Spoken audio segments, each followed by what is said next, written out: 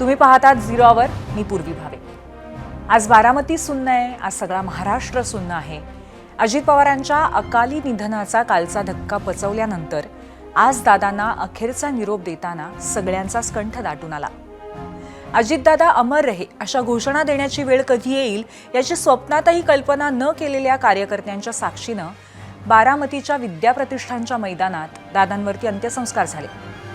मुख्यमंत्री उपमुख्यमंत्र्यांसह राज्यातले अनेक नेते, केंद्रीय गृहमंत्री अमित शहा या प्रसंगी उपस्थित होतेच, पण आज खऱ्या अर्थानं पोरके झालेल्या बारामतीकरांच्या दुःखाला पारावार नव्हता।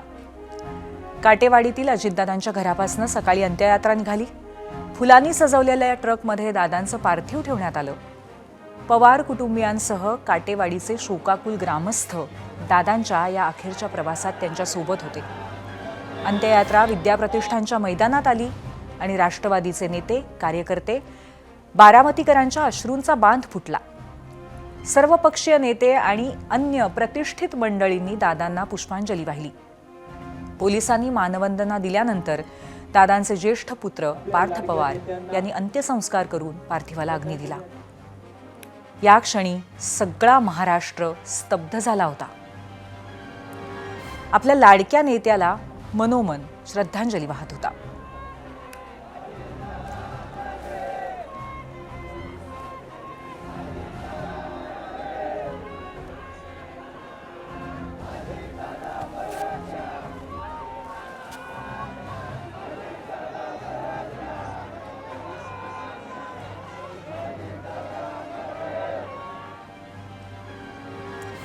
अजितदादा गेलेत एक मोठी पॉलिटिकल लेगसी मागे ठेवून। साधारणतः नेत्यांमध्ये न आढळणारे अनेक गुण दादांमध्ये होते। रोखठोक बोलणं असो की काम करण्याची खास दादा स्टाईल। राज्याच्या राजकारणामध्येही पोकळी भरून काढली जाईल का? तुम्हाला काय वाटतं? आम्ही या झिरो आवरमध्ये विचारलेल्या पहिल्या प्रश्नावरती तुमचं मत तुम्हाला मांडता येईल। हा प्रश्न पाहण्यासाठी आपण जाऊयात आमच्या पोल सेंटरला। आजचा आमचा पहिला प्रश्न आहे, अजितदादांच्या स्वभावातील कोणत्या गुणाची सध्या अन्य मोठ्या नेत्यांमध्ये कमतरता आहे असं आपल्याला वाटतं? स्पष्ट वक्तेपणा, वक्तशीरपणा, प्रशासनावर पकड, जनसंपर्क असे पर्याय आहेत। जरूर व्यक्त व्हा।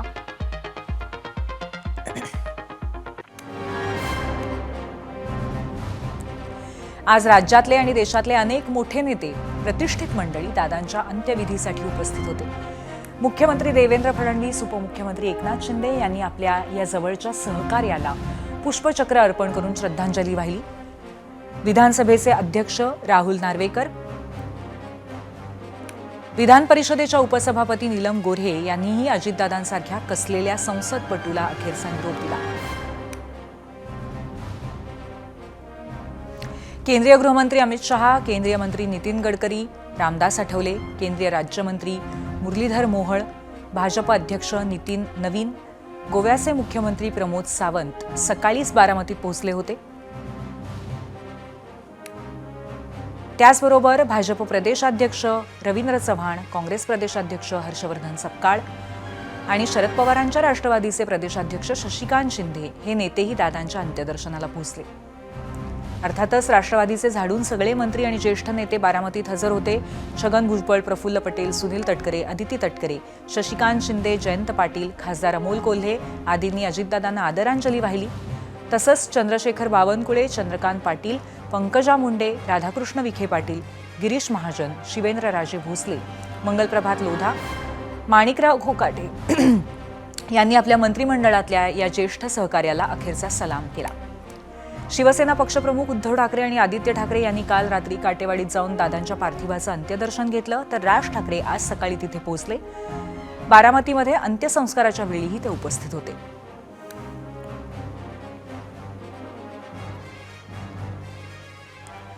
दुःखाचा डोंगर कोसळणे हा वाक्प्रचारही अपुरा वाटावा अशी बारामतीकरांची अवस्था झाली आहे। कुटुंबातली करती व्यक्ती अचानक सोडून गेली तर जसं वाटेल तसं वातावरण आज काटेवाडी आणि बारामतीच्या प्रत्येक घरात होतं। अखेरचं दर्शन घेताना त्यांना आठवत होती दादांनी पदोपदी केलेली मदत। केवळ शासकीय कामच नव्हे तर लोकांच्या वैयक्तिक अडचणी समजून घेणारे आणि सोडवणारे दादा आता आपल्यात नाहीत या कल्पनेनंच बोलता बोलताच त्यांना रडू फुटत होतं।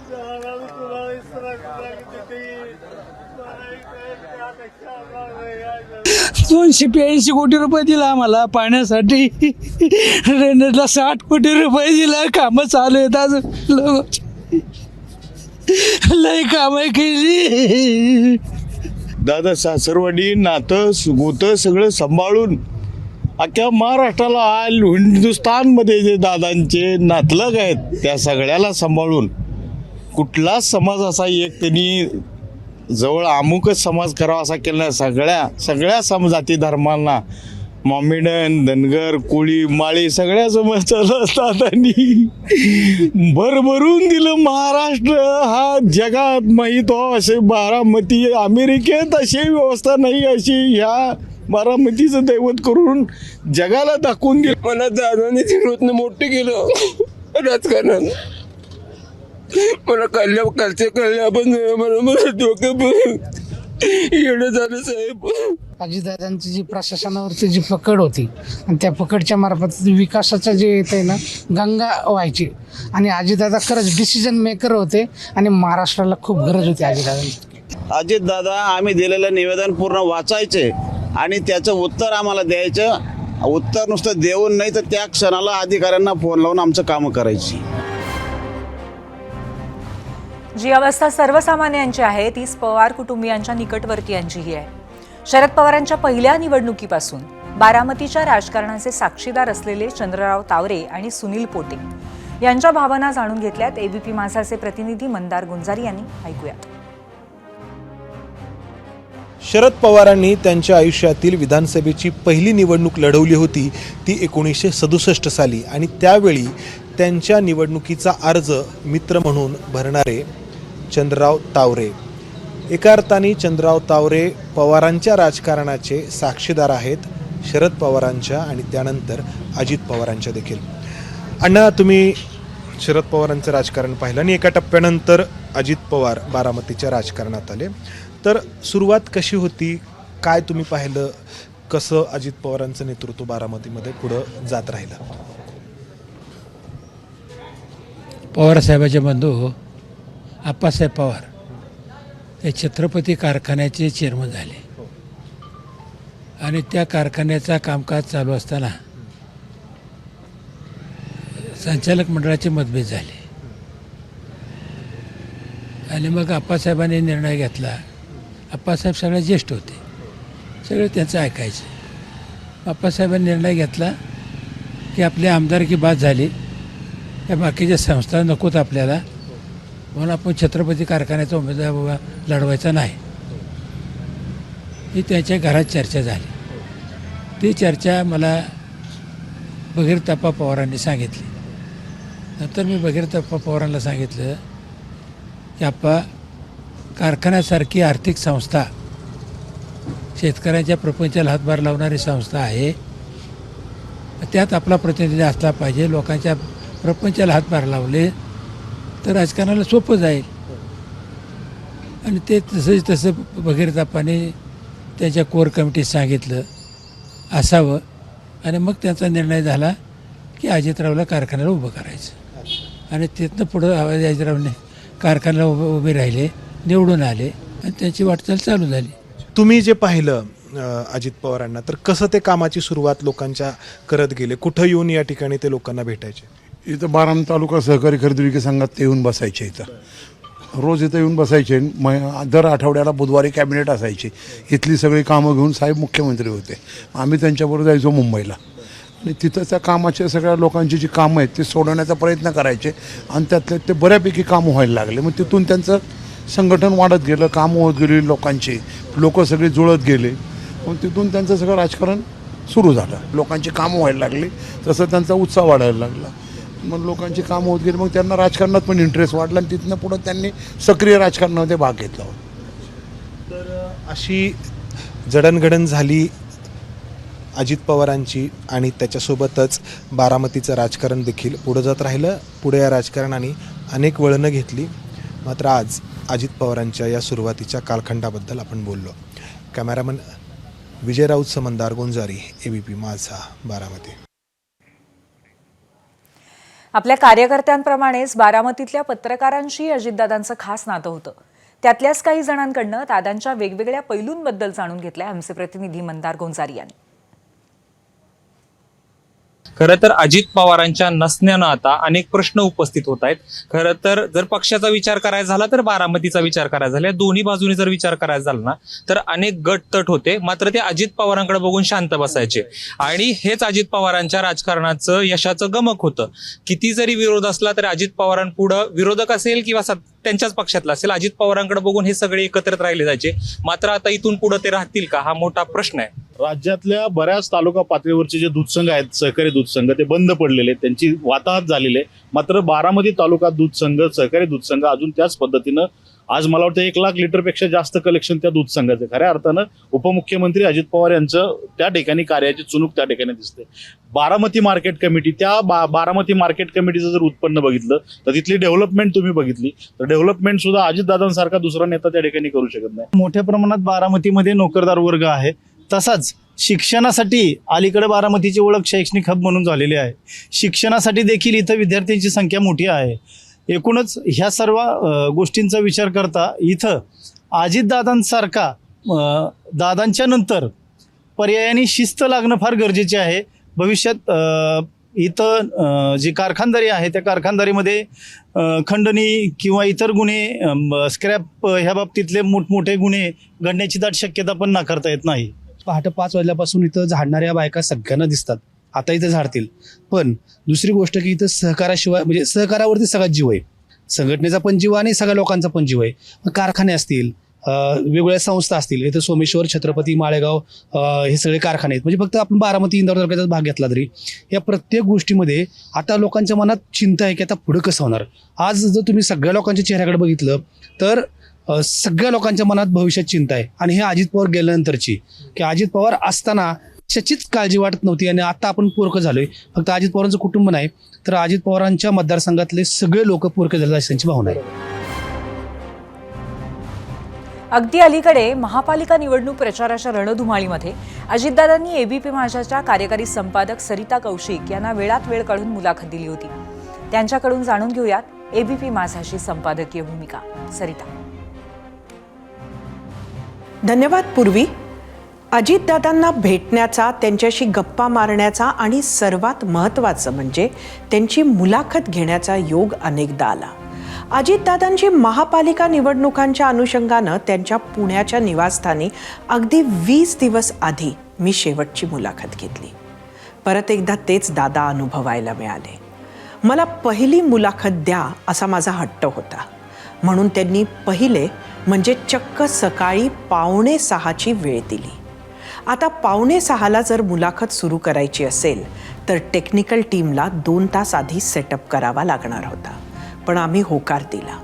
मग दादांनाच काय वाटलं माहिती नाही, 6:45ला मुलाखत सुरू करू असं म्हणाले.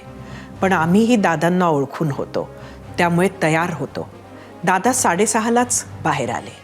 प्रचाराची धामधूम लागलेलीच होती, पण स्वतःच्या मुलाच्या म्हणजेच जयच्या लग्नात केलेल्या नाचावरून स्वतःचीच गंमत करत, मुलाखतीनंतर मी आधी केलेल्या मुलाखतींवरून मला चिमटा घेत, काहीतरी विशेष टिप्पणी करत, हशा पिकवत दादांची मुलाखत आणि भेट संपन्न झाली. एक गोष्ट त्यावेळेला जाणवली, दादांसमोरची स्वप्न मोठी होती. राजकारणात अजूनही त्यांच्या बऱ्याच महत्त्वाकांक्षा होत्या आणि त्यांना इतक्या लवकर एक्झिट मुळीच घ्यायचा नव्हता. असो, दादांच्या जाण्यानं आपण सगळेच हळहळलो आहोत. त्यांच्या परिवाराच्या दुःखात महाराष्ट्र सामील आहेच, पण दादांच्या जाण्यानं अनेक राजकीय प्रश्न उपस्थित झालेत हे मात्र नक्की. आता राष्ट्रवादी काँग्रेसचे खरे नेतृत्व कोण करणार? ते नेतृत्व अजितदादांसारखेच खरंच सर्वमान्य ठरेल का? अजितदादांना दोन्ही राष्ट्रवादी एकत्र याव्या असं कळकळीनं वाटत होतं. आता त्या प्लॅनला नक्की पुढे कोण आणि कसं नेणार? दादा असताना दोन्ही राष्ट्रवादी एकत्र आल्या असत्या तर नेता कोण हा प्रश्नच नव्हता. पण आता हा प्रश्न असणार आहे. त्या राष्ट्रवादीचे ज्याला खरे नेतृत्व म्हणतात ते नक्की कोण करणार? तसेच जर राष्ट्रवादी एक झाली तर अजितदादासारखी ती सत्तेत राहील की शरद पवारांसारखी महाविकास आघाडीसोबत? अनेक नेते मंडळींचे अस्तित्व आणि महत्त्व हे मुळातच अजितदादांमुळे टिकून होते. आता अशा नेत्यांचं काय होणार? हे झाले पक्षासंबंधीचे प्रश्न. राज्याचे उपमुख्यमंत्री म्हणून कोण बसणार देवेंद्र फडणवीस आणि एकनाथ शिंदेंसोबत? या खेपेचा अगदी तोंडावर आलेला अर्थसंकल्प दादांच्या ऐवजी कोण मांडणार? हे महाराष्ट्रासमोरचे प्रश्न. काही थेट उत्तरं मिळू शकतात, पण काहींसाठी मात्र राजकीय स्थित्यंतरं पाहावी लागू शकतात. धन्यवाद सरिता. आणि यातल्या काही प्रश्नांची उत्तरं यायला सुरुवातही झाली आहे, कारण अजितदादांचा राजकीय उत्तराधिकारी कोण यावर पक्षातूनच चर्चेला तोंड फुटलंय. सुनेत्रा पवार यांनी आता पक्षाची धुरा आपल्या खांद्यावर घ्यावी अशी मागणी मंत्री नरहरी झिरवाळ आणि पक्षाचे ज्येष्ठ नेते प्रमोद हिंदराव यांनी पुढे केली आहे. उपमुख्यमंत्रीपद मिळावं अशी देखील अशीच मग पहिल्यांदा मी तेच सांगितलं का सुनेत्राताईंना तुम्हाला काय वाटतं? करावं. एक दादांना एक श्रद्धांजली होईल. दादांचा वारसा पुढं चालू राहील, पवार कुटुंबाचा वारसा चालू राहील. सुनेत्रा वहिनींनी आता या पुढच्या काळामध्ये हे आम्हाला सर्व लोकांना सांभाळलं पाहिजे, कारण भोळी भाबडी राष्ट्रवादीचे कार्यकर्ते ते दादाच्या बरोबर आहे. लबाडीपणा दादाला कधीच चालला नाही आणि म्हणून तमाम कार्यकर्त्यांना माझी अपेक्षा आहे तर माझे कार्यकर्ते ह्या मोठ्या संकटातनं सामोरे जायचा प्रयत्न करतील. इतकं सोपं नाही येते, दादांना विसरणं तर शक्यच नाही आणि दादासारखा नेता या पुढच्या काळामध्ये महाराष्ट्रामध्ये निर्माण होईल याची मला खात्री वाटत नाही. पण यावर पक्षाचे ज्येष्ठ नेते मात्र मौन बाळगून असल्याचं दिसतंय, कारण झिरवाळांनी केलेल्या मागणीवरती प्रदेशाध्यक्ष सुनील तटकरेंना विचारलं, त्यावर त्यांचं काय उत्तर होतं तुम्ही बघा. प्रफुल्ल पटेल आहेत, सुनील तटकरे आहेत, प्रदेशाध्यक्ष आहेत राष्ट्रवादी काँग्रेस पक्षाचे. सर, एकंदरीतच ज्या पद्धतीची परिस्थिती घडली त्यानंतर या सगळ्याची परिस्थिती आलेली आहेत, बोलायची या ठिकाणी प्रतिक्रिया कोणी देत नाही. जाता जाता अगदी एक दादांच्या आखाले जाण्याने आम्ही सगळेजण मानसिकदृष्ट्या खचलेलो आहोत. त्याच्यामुळे कुठल्याही परिस्थितीत काही बोलण्याच्या मनस्थितीत आमच्यापैकी कोणी नाही.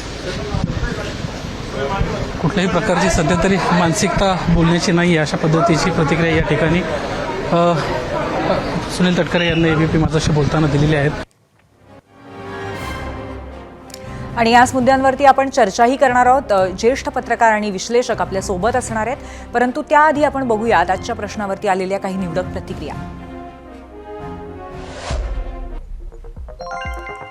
एक्सवरून गोविंद परब म्हणतायत, राजकीय नेतृत्व त्यांच्या स्वभावातील गुणांवरती आधारित नसावे, ते लवचिक असायला पाहिजे, तरच ते टिकून राहते. युट्यूबवरनं अमोल थोरात यांची प्रतिक्रिया आहे. स्पष्ट व्यक्तिमत्व, रांगडा स्वभाव, शिस्तबद्ध, टापटीप, स्वच्छ निर्मळ व्यक्तिमत्व असणारा प्रामाणिक दादा. युट्यूबवरची आशिष यांची प्रतिक्रिया, दादांच्या जे पोटात असेल तेच त्यांच्या ओठावर असायचं.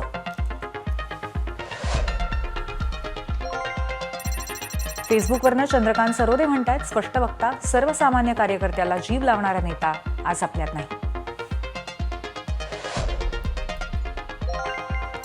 फेसबुकवरनं आप्पासाहेब जाधव म्हणतायत, वेळेचं महत्त्व आणि हाती घेतलेलं प्रत्येक काम पूर्ण करण्याची अजितदादांची शैली इतर कुठल्याच नेत्यांमध्ये दिसत नाही.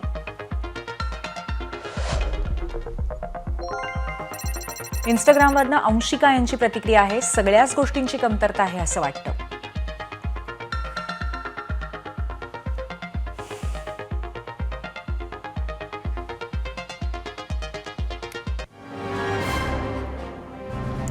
तर एकंदरीतच प्रतिक्रियांमध्ये सर्वसामान्यांना अजितदादांची किती जाण होती आणि किती विविध गुणांची त्यांच्यामध्ये त्यांना ओळख पटायची हे आपल्याला पाहायला मिळत आहे. आणि आता या सगळ्या अनुषंगाने आपण पुढची बातचीत करूयात. त्यासाठी आपल्यासोबत आहेत ज्येष्ठ पत्रकार आणि राजकीय विश्लेषक प्रशांत दीक्षितजी.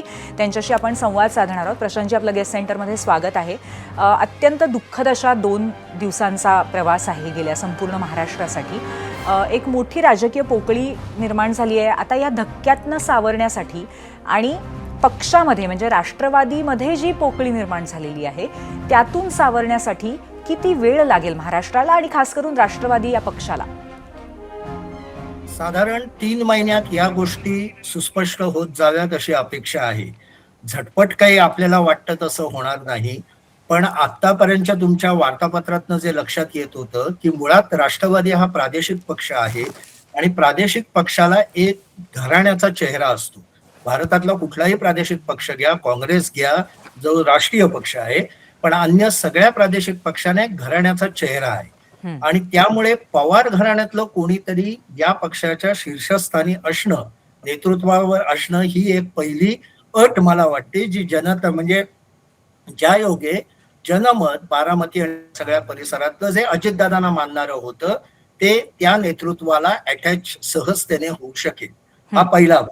दुसरा भाग असा की जो नवीन पुढचा वाटचाल करायचे मध्ये मर्जरची पण म्हणजे शरद पवार गटाबरोबर एकत्र येण्याचं जे चाललं होतं, त्यानंतर अजितदादा पवारांचा गट हा सत्तेमध्येच राहणार आहे का विरोधी पक्षातही जाण्याची त्यांची तयारी आहे, हा फार कळीचा मुद्दा आहे. कारण ते विरोधी पक्षामध्ये जाण्यात तयारी असतील कारण शरद पवारांचा ठाम विरोध आहे भाजप बरोबर जायला, असं निदान ते सांगतात. त्यांनी त्यांच्या भूमिका अनेकदा बदललेल्या आहेत, पण आता तरी त्यात असं सांगतायत.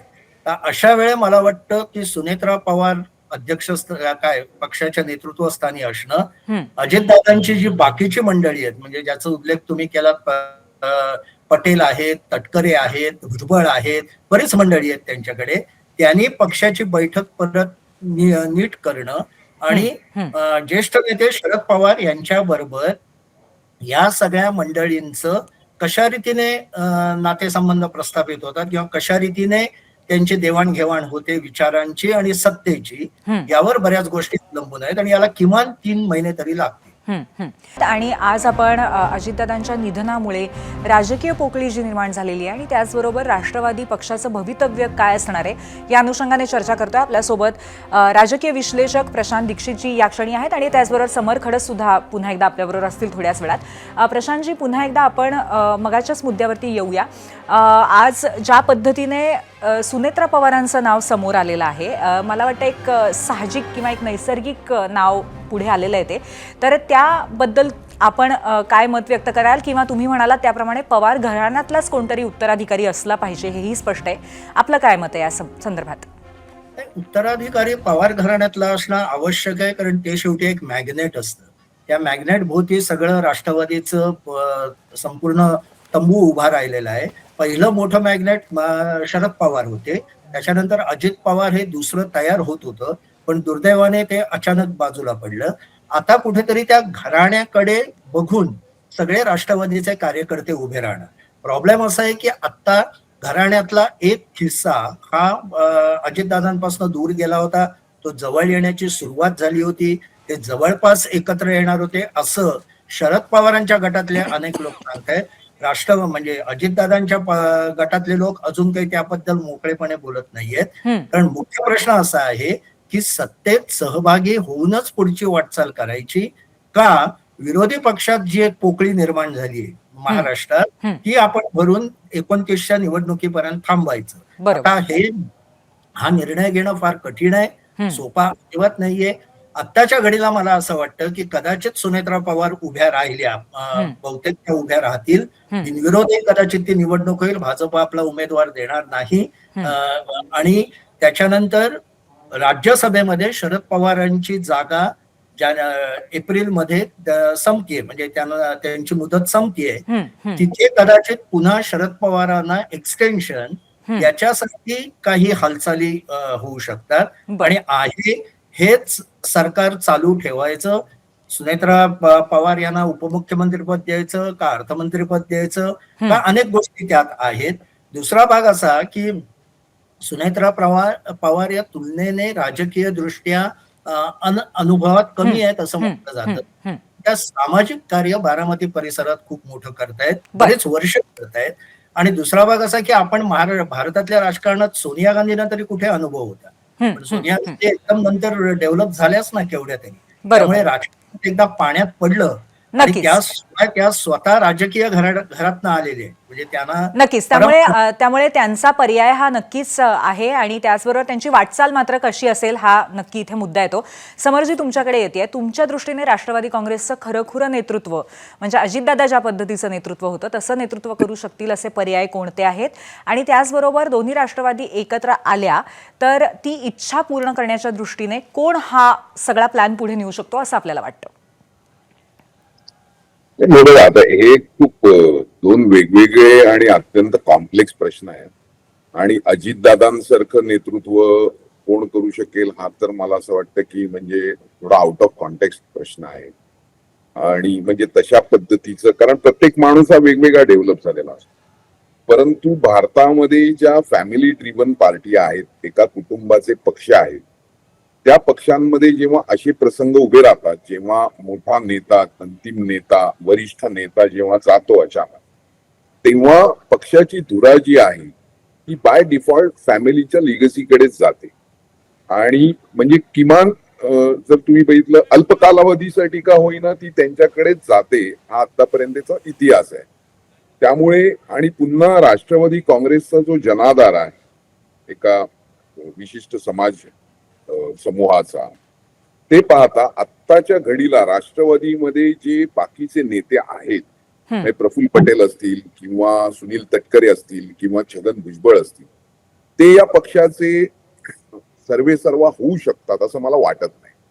त्यामुळे बाय डिफॉल्ट मला असं वाटतं की पक्षामध्ये हे चालू होईल, किंबहुना काही प्रमाणात ते आजपासूनच सुरू झालेलं आहे, ते थोडं थोडं वाढत जाईल की सुनेत्रा पवार यांनी हे नेतृत्व स्वीकारावं आणि त्या दृष्टीने ते सगळं चालेल. आता उरला प्रश्न हे दोन पक्ष एकत्र येण्याचा, तर त्याची एक पृष्ठभूमी अजित पवार तयार करत होते आणि दोन्ही पक्षांमध्ये, दोन्ही पक्षांच्या नेतृत्वामध्ये म्हणजे खरं तर त्यांच्या कुटुंबामध्येच याची चर्चा सुरू होती. आणि त्याचे परिणाम आपल्याला स्थानिक स्वराज्य संस्थांमध्ये दिसले की एकाच चिन्हावरती दोन्ही पक्ष लढले घड्याळावर. तर असं साधारणतः होत नाही. एक कुठलाही पक्ष हा स्वतःच्या चिन्हावरती लढतो आणि शरद पवारांनी तर लोकसभेमध्ये तुतारी चिन्ह घेऊन एक परफॉर्मन्सही दाखवला होता. त्यांना विधानसभेला तो दाखवता नाही आला, परंतु त्यांनी तुतारी हे चिन्ह महाराष्ट्रात पोहोचवलेलं होतं. असं असताना घड्याळावर आता सुद्धा जिल्हा परिषदा आहेत, सातारा जिल्ह्यात सगळ्या सीटा ऑलमोस्ट या घड्याळावर लढतंय शरद पवारांची राष्ट्रवादी. म्हणजे त्यांचे जे प्रदेशाध्यक्ष आहेत शशिकांत शिंदे, त्यांनी सगळे उमेदवार घड्याळावर दिलेले आहेत. परंतु अजित पवार यांच्या जाण्यामुळे, कारण ह्या एकत्र येण्याला दोन्ही बाजूंच्या पक्षातल्या second in command, third in command मधल्या अनेक लोकांचा विरोध होता. शरद पवारांच्या बाजूनेही तो होता आणि अजित पवारांच्या पक्षातही तो होता. कारण एकत्र आलं तर पुन्हा काय होईल, पुन्हा ह्याचं नेतृत्व कोणाकडे जाईल. जर त्या ठिकाणी शरद पवार किंवा सुप्रिया सुळे असल्या, नेतृत्वात आल्या, तर ते आपलं काय करतील असं अजित पवारांच्या पक्षात. बरोबर आहे, पण हे आधीच असलेले प्रश्न आता आणखीन गुंतागुंतीचे होतील का? ते आणखीन सुरळीतपणे पार करण्यासाठी योग्य नेतृत्व मिळालं तर ते होऊ शकतं असं तुम्हाला वाटतं? नाही, राजकारणात होऊ काहीही शकतं, त्याच्यात काही फार मोठी गोष्ट नसते. परंतु त्याला आता काळ जाईल. जे ते म्हणजे असं वाटत होतं की एक जिल्हा परिषदेच्या निवडणुका संपल्यानंतर काही महिन्यामध्ये हे एकत्र येतील असं जे वाटत होतं, ते इतक्या लवकर होईल का ही माझ्या मनामध्ये शंका आहे. कारण अजित पवारांसारखा एवढा शक्तिशाली खमक्या नेता आता नाहीये आणि समजा सुनेत्रा पवारांच्या हातात ते नेतृत्व आलं, ते येईलच असं मला वाटतंय. बरोबर. त्यालाही पुन्हा किंतु परंतु आहेत. लगेच तो निर्णय घेऊ शकतील का याबाबत म्हणजे मला थोडीशी शंका वाटते. बरोबर आहे, नक्कीच. आणि त्याचबरोबर अमोल मिटकरींसारख्या अनेक नेत्यांनी त्यांची कारकीर्द घडवताना अजितदादांचा किती आधार होता, किती पाठबळ होतं हे सांगितलं, पोरकं झाल्याची भावना व्यक्त केली. तर एक प्रश्न असाही आहे की अशा नेत्यांचं आता काय होणार ज्यांना अजितदादांनी हात धरून वर आणलेलं होतं? समरजी, राजकारणामध्ये प्रत्येकाला कोण ना कोण हात धरून वर आणत असतं, परंतु शेवटी सर्वाईव्ह स्वतःलाच व्हावं लागतं. अमोल मिटकरींना किंवा अमोल मिटकरींसारख्या असंख्यांना त्यांनी राजकारणामध्ये संधी दिली, परंतु शेवटी सर्वाईव्ह व्हायला लागतं. कोच आपल्याला शिकवतो, कारण मॅच मध्ये स्वतःलाच खेळावं लागतं ना. तर राजकारणामध्ये स्वतःलाच करावं लागतं. राजकारणामध्ये बाप दाखवण्याचा शांत कर असाच हिशोब असतो कायम. त्याच्यामुळे राजकारणामध्ये अजितदादांनी असंख्य लोक आणले आणि ते राजकारणामध्ये सर्वाईवही झाले. काही जण अजित पवारांच्या विरोधातही गेले, हेही मी तुम्हाला सांगितलं. परंतु असे जे लोक आणले त्यांना स्वतःला सर्वाई व्हावं लागेल. ते कधी ना कधी व्हावंच लागतं, प्रत्येकाला व्हावं लागतं. आयुष्यातही आपल्याला अनेक गोष्टींमध्ये व्हावं लागतं. त्यामुळे अशा लोकांचा काय होईल हा प्रश्न नाहीये. प्रश्न त्याच्यापेक्षा जास्त पुढचा आहे, कारण तो एक मोठा सेक्शन आहे, महाराष्ट्रातल्या एका जात समूहाचा आहे, एका विशिष्ट वर्गाचा आहे, इथले जे एक मोठा शेतकरी वर्ग आहे त्यांचं प्रतिनिधित्व करणारा पक्ष आहे. या पक्षामध्ये एक निर्णायकी अवस्था आजच्या घडीला दिसते आहे. तो व्हॅक्युम भरून काढण्याचं काम कोण करेल? शॉर्ट टर्मला सुनेत्रा पवार करतील. मला असं वाटतं की मिड टर्म मध्ये म्हणजे साधारण काही काळ गेला की दोन पक्ष एकत्र येतील, त्यातनं पुन्हा ते नेतृत्व कोणाच्या हातात जाईल हा एक प्रश्न उभा राहील. आणि लॉंग टर्म मध्ये मला असं वाटतं की याच्यामध्ये बीजेपी स्वतःचा एक स्टेक तयार करण्याचा नक्कीच प्रयत्न करेल. आणि कारण त्यांचा आजपर्यंत जी राजकारणाची धाटणी आहे त्या दृष्टीने बीजेपी हा जो व्हॅक्युम आहे तो भरून काढण्यासाठी त्यांच्या पद्धतीनेही प्रयत्न करतील असं मला वाटतं. आणि त्याचबरोबर प्रश्न असा सुद्धा आहे आणि त्याबद्दल मला तुम्हाला पुढचा प्रश्न असा विचारायचा आहे की या सगळ्या परिस्थितीमध्ये आता प्रशांतजींकडे येते, या सगळ्या परिस्थितीमध्ये आता दोन्ही कुटुंबियांचा, दोन्ही बाजूच्या कुटुंबियांचा कसा महत्त्वाचा रोल असेल, कशी भूमिका असेल आणि त्याचबरोबर पुढच्या काही दिवसांमध्ये कशा पद्धतीने आपल्याला पक्षबांधणीची वाटचाल पुन्हा एकदा पाहायला मिळेल किंवा इव्हन सरकारच्या माध्यमातून सुद्धा कशी पावलं उचलली जाण्याची शक्यता आहे? थोडक्यात याचं उत्तर द्या. पहिली गोष्ट म्हणजे समर खडस जे म्हणाले त्याला मी अनुमोदन देतो की भारतीय जनता पक्षाची भूमिका यात महत्वाची राहील. अजितदादांच्या नेतृत्वाखाली तयार झालेले लोक ज्यांना आता पोरकं वाटतंय ते एकतर राष्ट्रवादीमध्ये कोणी आपल्याला नवा नेता मिळतो का बघतील, अन्यथा ते देवेंद्र फडणवीसांकडे वळण्याची शक्यता मला सर्वात जास्त दिसते. कारण देवेंद्र फडणवीस हे आता असं नेतृत्व निदान या सगळ्या निवडणुकांनंतर झालेलं आहे की जे महाराष्ट्रात सर्वदूर पसरलेलं आहे आणि ज्यांच्या हाताखाली काम केलं तर सत्तेत आपल्याला सहभागही मिळतो आणि आपण सर्वाइव्ह होण्याची जास्त शक्यता आहे असं यांना वाटतं. पण शरद पवारांच्या घरामध्ये काही फूट पडेल असं मला अजिबात वाटत नाही. घर ते कायम एकत्र, कौटुंबिक संबंध अतिशय चांगले राहतात. मुद्दा हा आहे की जी वैचारिक दृष्टी वेगळी दाखवली गेली, म्हणजे जी सुप्रिया सुळे, रोहित पवार किंवा आर पाटलांचे पुत्र ही जी मंडळी आहेत यांचा भाजपला असलेला विरोध आणि अजितदादांचं प्रॅग्मॅटिक राजकारण की नाही आता हवा जनमत हे भाजपला अनुकूल आहे तर त्यांच्याबरोबर जाणं भाग आहे. यातला निर्णय कोण घेणार आणि त्याच्यात शरद पवारांची भूमिका काय असणार? बरोबर आहे, नक्कीच. म्हणजे हाच कळीचा मुद्दा असणार आहे आणि ह्याच गोष्टी हळूहळू उलगडत जातील येत्या काही दिवसांमध्ये. धन्यवाद, आज तुम्ही दोघं जण इथे आलात आणि या संपूर्ण विषयावरती चर्चा केली त्याबद्दल.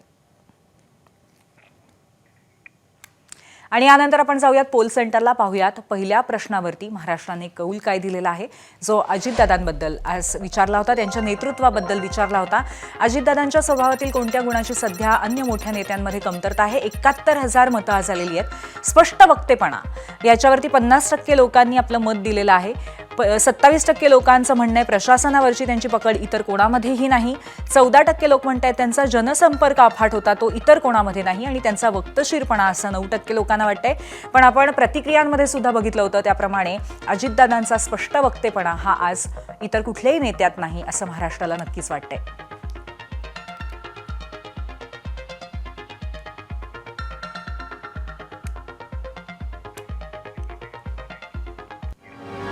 आणि यानंतर वळूयात आजच्या दुसऱ्या महत्त्वाच्या विषयाकडे.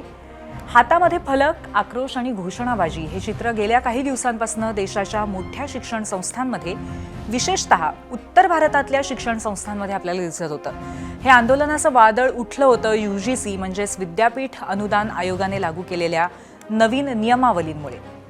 उच्च शिक्षण संस्थांमध्ये समानता वाढवण्याच्या उद्देशानं 13 जानेवारी 2026 पासून UGCनं विद्यापीठांमध्ये promotion of equity in higher education institutions regulations 2026 नावाचा नवा नियम जारी केला.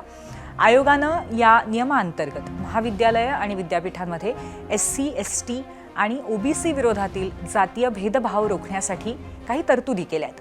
मात्र समानता, एकता आणण्यासाठी लागू केलेल्या या नियमांमुळेच उलट विद्यापीठांमध्ये जातीय भेदभाव तेढ निर्माण होईल आणि खुल्या प्रवर्गातल्या विद्यार्थ्यांवर अन्याय होईल असा आंदोलकांचा दावा आहे. बघता बघता विद्यार्थ्यांनी सुरू केलेल्या या आंदोलनाचं रूपांतर राजकारणात झालं आणि आरोप प्रत्यारोपांच्या फैरीही झडू लागल्या. यात नेत्यांसह विविध सामाजिक संघटना, हिंदू संघटनांनी आंदोलनं केली. एकीकडे या नवीन नियमावलीच्या विरोधात तर दुसरीकडे समर्थनात आंदोलन असं चित्र उभं राहिलं होतं. मात्र या नव्या नियमावलीला स्थगिती देत सुप्रीम कोर्टानं केंद्र सरकार आणि UGCला नोटीस बजावली आहे. तसंच सध्या 2012 मधील नियमावलीच लागू राहील असं स्पष्ट आदेशही न्यायमूर्ती सूर्यकांत आणि न्यायमूर्ती जयमाल्या बागची यांच्या खंडपीठानं दिलेत. या निकालानंतर निर्णयाच्या विरोधामध्ये आंदोलन करणाऱ्या विद्यार्थ्यांनी जल्लोष केलाय. आज माननीय सुप्रीम कोर्ट ने जो UGC रेगुलेशंस नए नियम पास किए गए हैं उस पर सुप्रीम कोर्ट ने रोक लगाई है, उसको एबियंस में रखा है और सुप्रीम कोर्ट ने अपनी पावर्स को एक्सरसाइज करते हुए अंडर आर्टिकल 142 जो UGC रेगुलेशंस 2012 हैं उनको इन ऑपरेशन किया, उनको प्रभावित किया. अगला कदम क्या रहेगा, क्योंकि इस पे सुप्रीम कोर्ट की तरफ से अब सुप्रीम कोर्ट ने इस मामले में केंद्र सरकार को और सारे पक्षकारों को नोटिस जारी किया है और इस मामले की अगली सुनवाई 19 मार्च को निर्धारित की गई. 19 मार्च को क्या कुछ होने की संभावनाएं हैं? अब ये तो कोई व्यक्ति प्रेडिक्ट नहीं कर सकता है. केंद्र सरकार से जवाब मांगा है, केंद्र सरकार अपना जवाब देगी, फिर मामला आगे बढ़ेगा. न्यायालयाच्या निर्णयावरती दोन्ही बाजूंनी प्रतिक्रिया उमटल्या. त्याबद्दल आपण पुढे बातम्या पाहूयात, पण त्याआधी बघूयात आम्ही 0 आवरमध्ये आज विचारलेला दुसरा प्रश्न. त्यासाठी जाऊयात पोल सेंटरला. आजचा 0 आवरचा आमचा दुसरा प्रश्न आहे, विद्यापीठांच्या कॅम्पसमध्ये जातीय तेढ आहे का? होय आणि नाही असे 2 पर्याय आहेत. तुमचं मत तुम्ही अजूनही नोंदवू शकता आमच्या सोशल मीडिया पोर्टल्सवर. आता ज्या नव्या नियमावलीवरनं एवढा वाद सुरू आहे, ती नियमावली नेमकी काय आहे ती आपण ग्राफिक्सच्या माध्यमातून पाहूयात. त्यासाठी जाऊयात आमच्या मीडिया सेंटरला. UGCची नवीन नियमावली कशी आहे? विद्यापीठ शिक्षण संस्थांमध्ये समानता समिती स्थापन करणं बंधनकारक असेल. 24 तासांसाठी हेल्पलाईन उपलब्ध करून देणं अनिवार्य असेल. तक्रार मिळाल्यानंतर 24 तासात प्राथमिक कारवाई करणं आवश्यक असेल. तक्रारीनंतर 15 दिवसात अहवाल सादर करणं बंधनकारक. नव्या नियमावलीमध्ये भेदभावाची सविस्तर व्याख्या करण्यात आली होती. थेट किंवा अप्रत्यक्ष भेदभाव दंडनीय अपराध यामध्ये मानला गेला होता. नियमांचं उल्लंघन केल्यास संस्थेची मान्यता रद्द करण्याची ही तरतूद या UGCच्या 2026च्या नियमावलीच्या अनुषंगाने होती.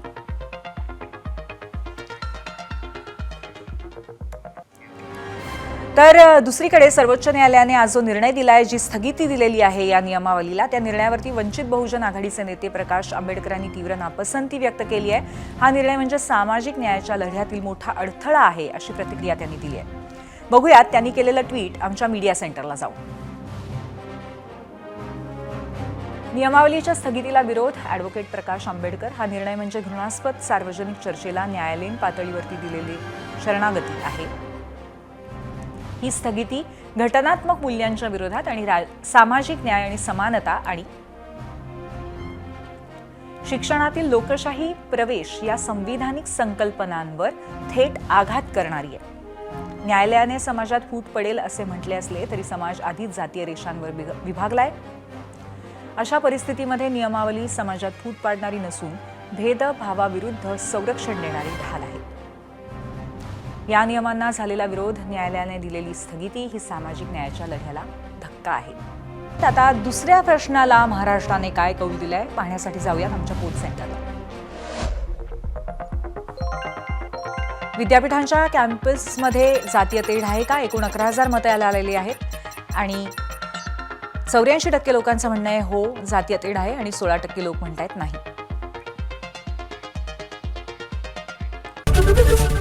ABP माझा, उघडा डोळे बघा नीट.